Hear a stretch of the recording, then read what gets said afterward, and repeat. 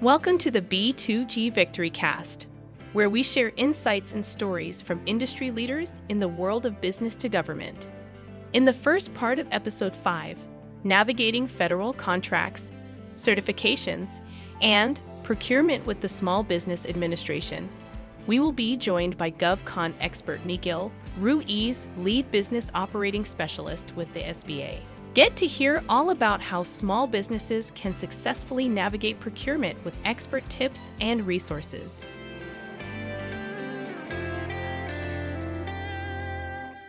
So Miguel, thank you for coming today. I really appreciate you being on the B2G Victory Cast. I've known you for 25 years. That's right, yeah. So tell me, what is one of your favorite things about working with the small business community? Well, there's many things that I love about working with small businesses, but the first and foremost is the look of accomplishment that, they've created something. This was, their baby. They've got it, they've got it out of the cradle. They're getting it going. It's like that toddler just trying to start walking, and then, the look on their face when it really starts to run and be on their own. That's that growth mode there, and that's why I love the section I'm in now. As you and I both know, I've been in all the sections that we offer, and the latest one, and the one that's been the last 20 years, it's been my pleasure to be the government contracting section.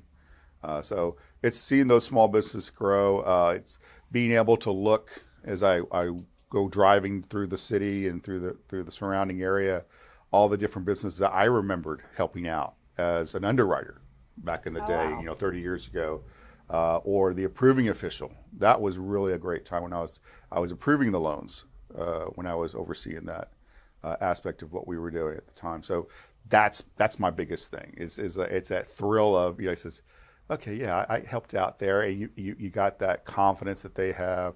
Some of them remember me. And just I think everybody remembers you. Well, there's some that come in, as I walk in, they kind of literally they smile and they just shake their head. And I go, look, you've done great. Yeah. So you ever get excited when you see one of their vehicles or see their building that they've just built? I do, and I always I make a point to stop, especially when I remember them, like maybe in a leasehold or maybe in a food truck or whatnot, and now they've got a brick and mortar, or now they got a bigger facility, or I see them make some type of marquee move on, whether it be the Houston Business Journal, or the Chronicle mentions them like that. That's an accomplishment there, and I want to go celebrate with them. I really do, and just to say, hey, like I said, and we'll reminisce, and that's the beauty of it. You start bringing back those memories. So the SBA offers a lot of different types of certifications. How does a small business know which one is the best fit? That's a great question. So to do business with the federal government, you have to register. Everybody registers in SAM, SAM.gov. And remember, it's not us, SBA. It's GSA is the one that has that platform. This is not my fault, okay? But once you register in SAM, now the question comes in, the federal contracting officials have a variety of ways to essentially complete their task. And their task in the regulations is very simple. It's to get a quality product or service delivered on time and at a competitive price. Okay. Now, they have a wide variety of different mechanisms to do so. They have goals in place at the federal government to do 23%, well, now trying to get up to 25%, 26% with small business. And then there are subcategories of small business. But at the end of the day, did it go to small? That's the mission of the SBA, is trying to get as much going to small as possible. But the regulations, that is called a set aside. So that's where they take portions or all of the contract and they have reserved it or set it aside for a targeted group. Now, it doesn't have to be a small business. It could be historically black colleges and universities, and minority institutions. It could be just for nonprofits. Whatever the scenario is, you've got to be a member of that group. And so that's where certifications come in. If it's set aside for a particular group, you have to be a member of that group in order to be in competition for that, or to be the recipient of the gold nugget is the sole source. Okay? That's always nice. Right, because and that's where the federal contracting officer essentially has figured out that you're the one that they want to use, and now the creativity is in. He says, "Do you have what do you so they can set it aside?" Back in the day, there was one. Well, it's not a certification; it's a program that we have called 8A. That it's a business development program. It's not a certification program; it's a business development program. Now, as I remind people, now it's been 70 years since those regulations were written, and things have changed. Slightly, just a little bit. Just a little bit. The whole environment of government contracting has evolved now. And it's no longer the case now that you just meet the bare minimums and that's where you want to get in. Because I've heard from you or another friend or something like that I really should be in this. Okay, so first off, is it already set aside for 8A? Okay, by all means, you need to apply. Okay, if the entity that you want to do business with has these set aside opportunities. But you kind of have to know who you want to do business with. Exactly. And the whole premise of a set-aside is that 2 or more responsive and responsible small businesses or subcategories of small business can do this requirement, this work here for the contracting official and the agency they're representing. So that is, like I said, is the unknown.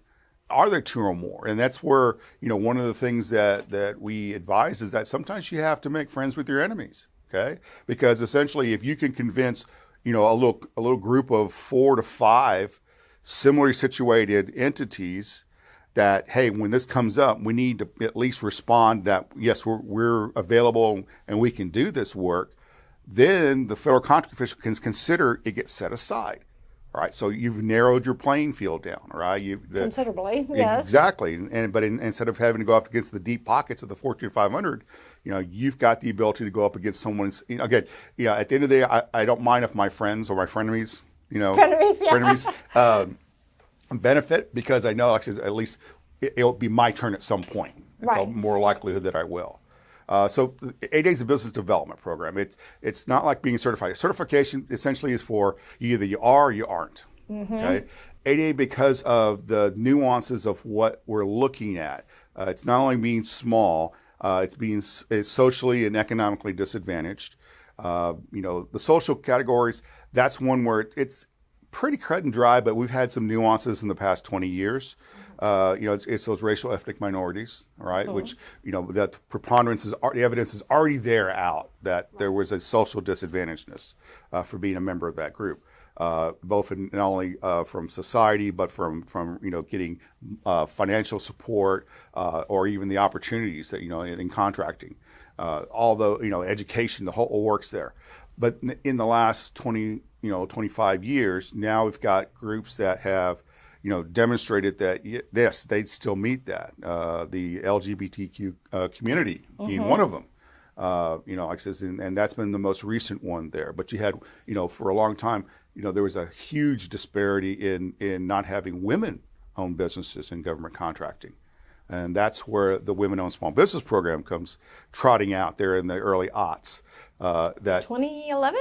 No. The actual one's 2001, 2002.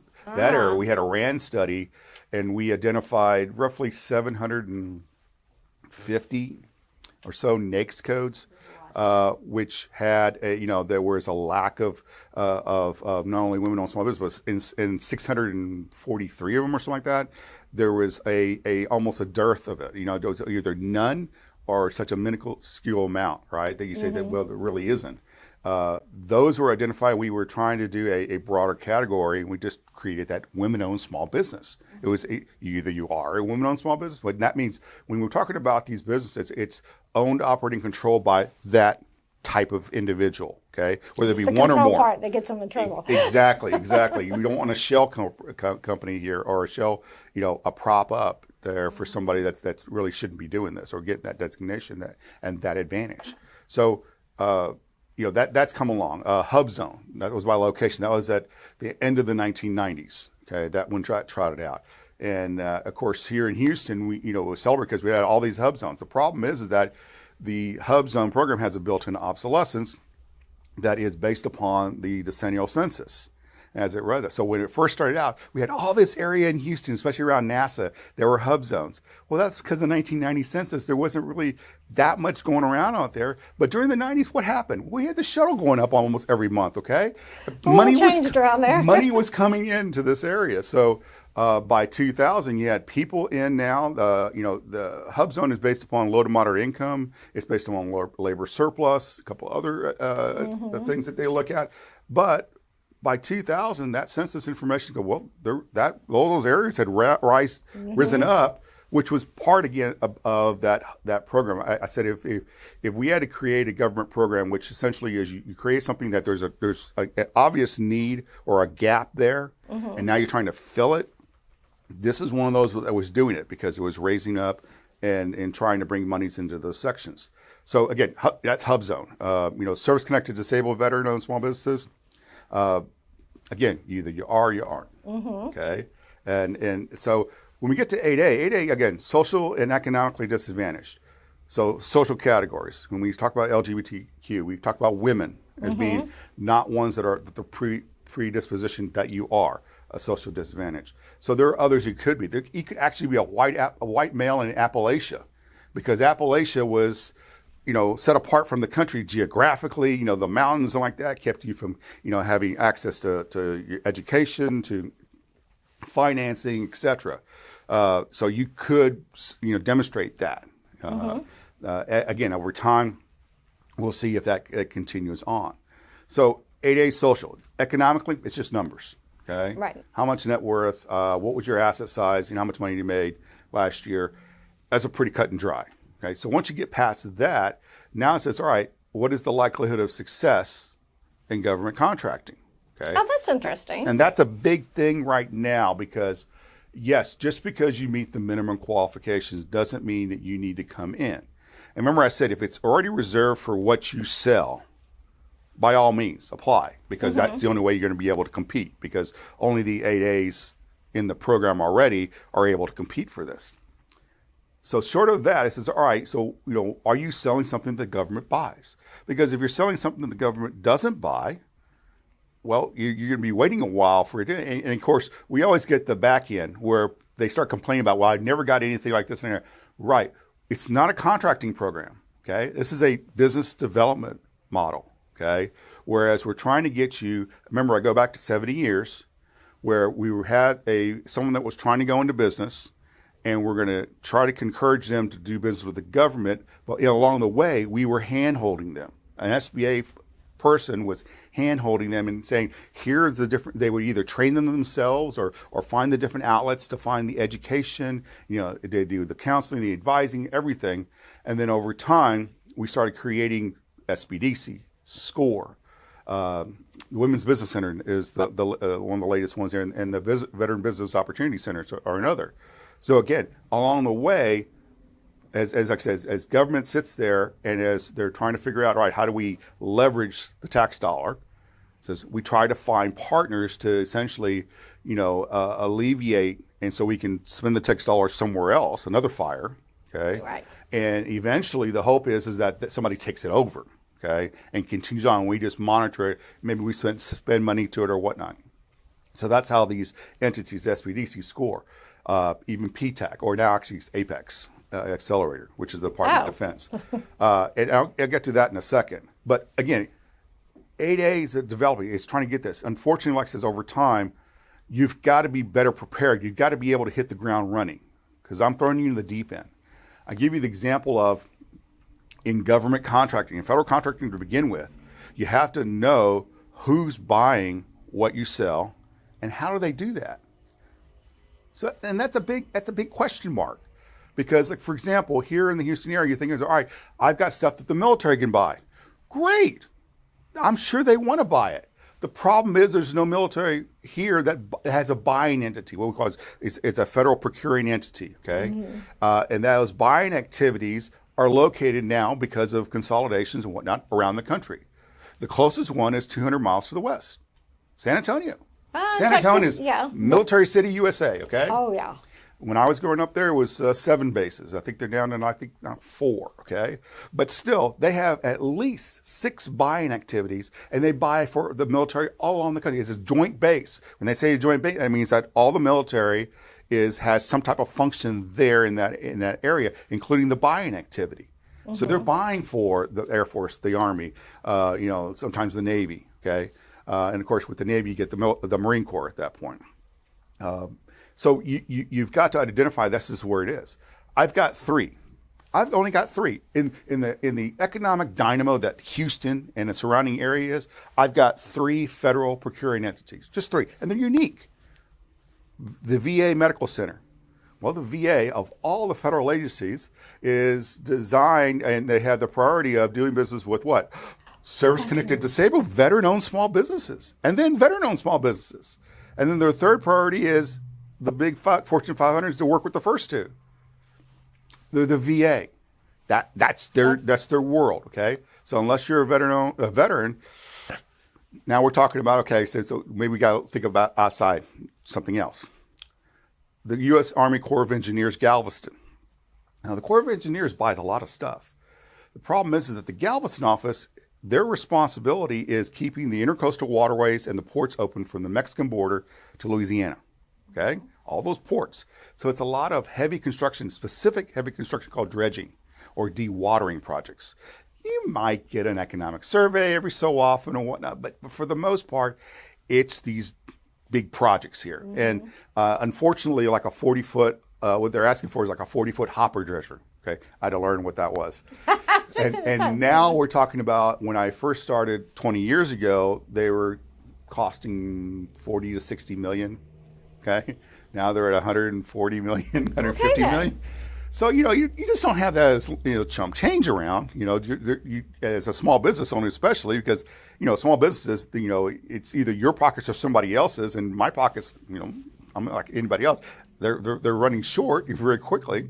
So as a small business owner, you do the same thing. You're trying to find out. So you just don't have it there. So that's a big thing. The Corps of Engineers in Fort Worth has everything else that they need in Texas. Okay, that's how they do it. But again, it's Fort Worth. That's 5 hours away. Right. For some that are driving above the speed limit, it's 4.5. But it's still about a good 5 hours, to Fort Worth. So you have to understand, again, it goes back to, who's and how do they do it? The last one is the biggest one, Johnson Space Center. Mm-hmm. Okay, so Johnson Space Center, there's a couple of things there that make it so that it's very hard for a small business. Okay, first off, what is the mission of Johnson Space Center? It's humans in space. It's the humans in space. So the first thing, can you put somebody back on Mars? Can you put somebody to Mars? Can you get somebody back to the moon or to the space station? Okay. The answer is usually no, because remember, to set it aside, I need 2 or more. So I haven't found 1, let alone 2, that I could even entice one of the contract officials to set a big project to a small business. So that's going to be a long road. That's a long, tough sledding. Okay, there's a lot of subcontracting opportunities, and that's a big concept there for a small business to realize is that there are multitudes of subcontracting opportunities, but there's only one prime on a contract. So again, like I says, you that one out of so many millions, or maybe I get something at the subcontractor. There's more of it there to be done. So that's Johnson Space Center, and the other thing is that. When you talk about Johnson Space Center is that the contracts are for the Johnson Space Center facility. So, as our old friend Valerie Coleman, the dean of government contracting in the area, would tell us, guys, what are you supposed to ask at that point? How do you define the Johnson Space Center facility? The Johnson Space Center facility is Johnson Space Center, Ellington Field, because remember, what they do come in, the pilots and everything, they still have stuff there at Ellington that come in. Mm-hmm. And then White Sands, New Mexico, the testing facility out there. Okay. That's like from left field coming in there. And a small business will sit there and go, what? Because there is a small business contract they have for the security badging, right, and the fencing and the perimeter fence. Mm-hmm. But you don't realize you got to do not only Johnson, because you got out to Johnson Space Center, I know there's how much there, but Ellington. Oh, I could do Ellington. That's fine. I can kind of get that. But White Sands, I'm in New Mexico. I'm in New Mexico, the land of enchantment there, or actually old Texas. So like that. So, you've got to realize that and say, all right, my costs have now increased. And with any federal contracts is that you give us what we want, when we want it, how we want it, no more or no less. Okay. So if we ask for this facility and you forget that the facility includes white sands, you're going to be short. It comes out of you. Okay. So let's go back to 8A. So in 8A is developing. All this stuff we talked about, understanding the nuances of federal contracting, that was part of 8A, as the SBA official would try to train. And over time now, that's been transferred to these other entities, SCORE, SBDC, Women's Business Centers, the Veteran Business Opportunity Centers. And then there was one that the Department of Defense created called the Procurement Technical Assistance Programs, or PTAP, and they had PTACs, Procurement Technical Assistance Centers. That has now elevated. It used to be under the Defense Logistics Agency.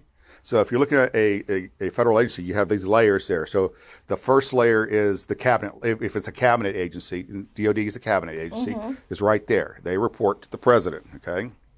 You might have heard of them, okay? So it's right there. So, but then you have subcategories. In the Department of Defense, you had the military right here, and then you had the civilian agencies, and then you had, so this was like 2, 3, maybe 4 levels down a program.